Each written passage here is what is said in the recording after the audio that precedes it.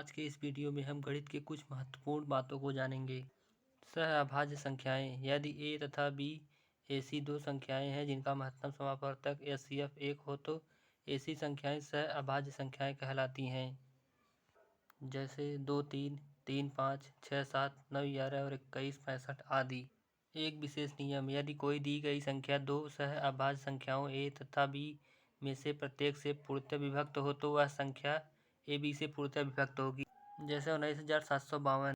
इस संख्या में इकाई का अंक 2 है, अतः दी गई संख्या 2 से विभक्त होगी और इस संख्या के सभी अंकों का योग 24 है, जो कि 3 से पूर्णतः विभाजित हो जाए, अतः दी गई संख्या 3 से विभक्त होगी। अब स्पष्ट है कि 2 तथा 3 सहअभाज्य संख्याएं हैं, तो इस प्रकार से 19,752 भी पूर्णतः 6 से विभाजित होगी। अगला पॉइंट है सम संख्याएं। जो प्राकृतिक संख्याएं 2 से पूर्णतः विभक्त हो जाएं उन्हें सम संख्याएं कहते हैं, जैसे 32, 46, 54 इत्यादि। अगला पॉइंट है विषम संख्याएं। जो प्राकृतिक संख्याएं 2 से पूर्णतः विभक्त न हो उन्हें विषम संख्याएं कहते हैं, जैसे में 23, 35, 57 इत्यादि। अगला पॉइंट है अभाज्य संख्या। ऐसी प्राकृतिक संख्या जिसके 2 तथा केवल 2 गुणनखंड हो अभाज्य संख्याएं कहलाती हैं, जैसे 100 से कम सभी अभाज्य संख्याएं नीचे लिखी हैं: 2, 3, 5, 7, 11, 13, 19, 23, 29, 31, 37, 41, 43, 47, 53, 59, 61, 67, 71, 73, 79, 83, 89, 97। 100 से कम अभाज्य संख्याओं की संख्या 25 है।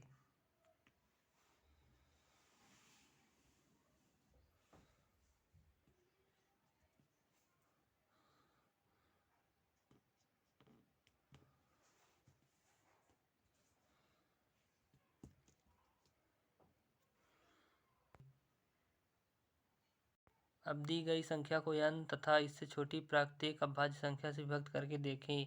यदि इनमें से किसी भी संख्या से a पूर्णतः विभक्त नहीं हो तो a एक अभाज्य संख्या होगी, अन्यथा नहीं। अब हम इस विधि को उदाहरण के द्वारा समझेंगे। उदाहरण है: जांच करें कि 173 एक अभाज्य संख्या है अथवा नहीं। हम जानते हैं कि 14 का स्क्वायर 173 से बड़ा होगा। 14 से छोटी सभी अभाज्य संख्याएं हैं 2, 3, 5, 7, 11, 13।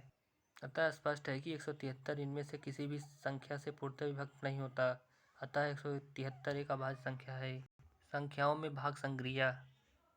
माना किसी संख्या a को b से विभक्त करने पर भागफल q तथा शेषफल r है, तब a बराबर bq प्लस r, जहाँ 0 is less or equal to r, r is less than b। a बराबर भाज्य डिवाइडेंड, b बराबर भाजक डिवीजर, q बराबर भागफल कोशिएंट और r बराबर शेषफल रिमाइंडर होगा। तो इस प्रकार से हमको एक सूत्र प्राप्त होगा: भाज्य बराबर भाजक गुणे भागफल प्लस शेषफल। इस सूत्र के द्वारा हम भाज्य, भाजक, भागफल और शेषफल को ज्ञात कर सकते हैं। धन्यवाद।